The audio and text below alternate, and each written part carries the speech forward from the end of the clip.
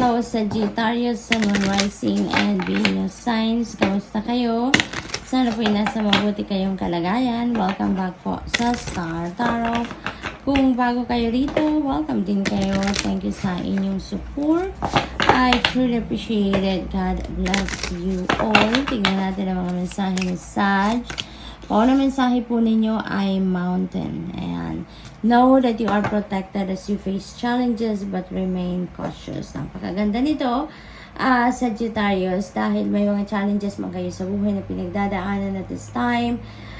Rest assured that you are protected. Now you are safe. You are protected by the divine universe and the rest of your spirit team. We have moon energy. Intuition is on point at this time. No? Kaya pay attention to it. And pakinggan ninyo, sundin ninyo ang bulong sa inyo ng intuition. Dahil sa yan ay gabay sa inyo po ng universe kung paano ninyo ina-navigate ang inyong mga sitwasyon sa ngayon. Lalong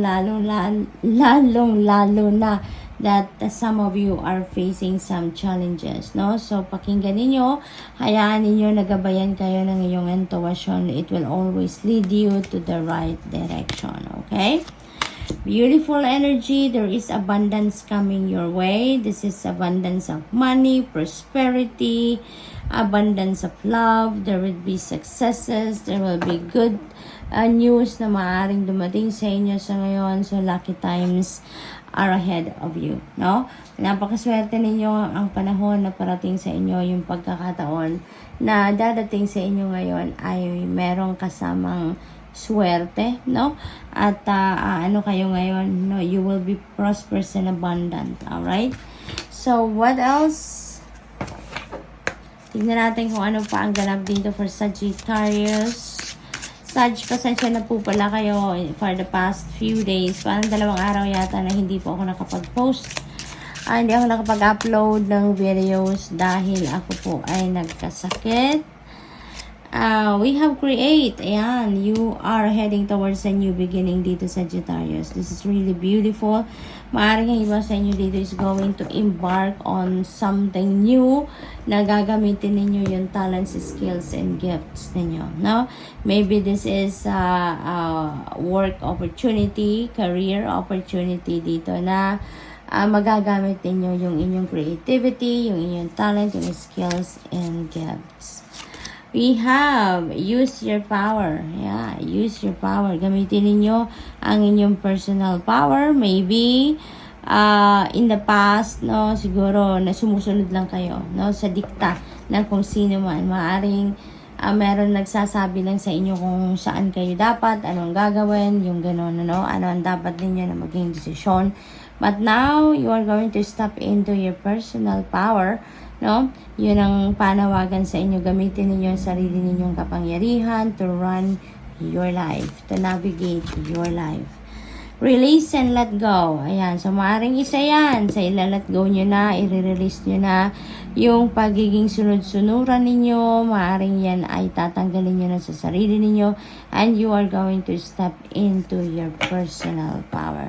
So, that's really, really good. Okay? Posible din na yung i-release ninyo dito, ila-let go ninyo are the things, situations, and even people that doesn't serve your highest good.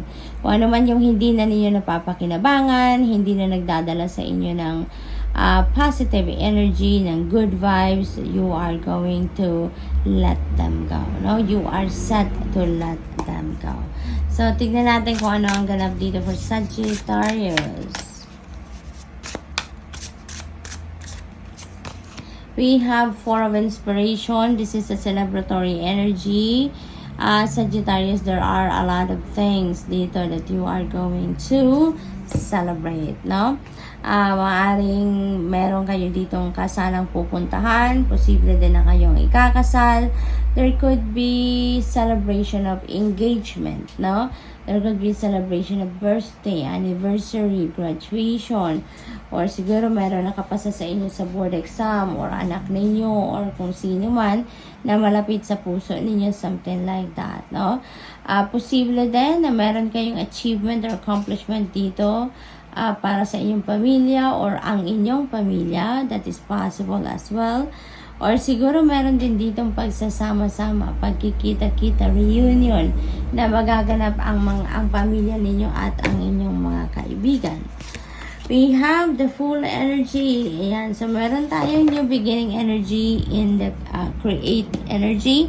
So, we have the full. So, definitely, meron talaga kayong sisimulang bago na chapter sa buhay ninyo. No? Meron kayong sisimulang fresh start talaga sa iba't ibang parte ng buhay ninyo sa ngayon, Sagittarius. So, that is really good. That could be in any area of life. Depende sa inyong sitwasyon. Maaaring mag-take chances din kayo dito. You're coming out of your comfort zone din dito, Sagittarius. That is also possible. No? Maaari nga iba sa inyo dito papasok sa bagong relationship, bagong negosyo, bagong karera, siguro bagong bahay, uuwian ninyo, maaring bagong trabaho, maaring maglilipat kayo ng place of residence, something like that. So, we have 8 of voices. Ayan. So, this is restrictive energy at nasa tapat niya si release and let go. Kaya definitely this is going to fade away na. Lalabas na kayo sa restrictive energy na to because handa na kayong mag-let go. Handa na kayong mag-break away, no? From that energy. Kasi nandito na sa let go and release. You're going to release yourself from being restricted, from being dictated by other people. So, good luck. That's all I have for you for today. Thank you for watching Love and Light. Namaste.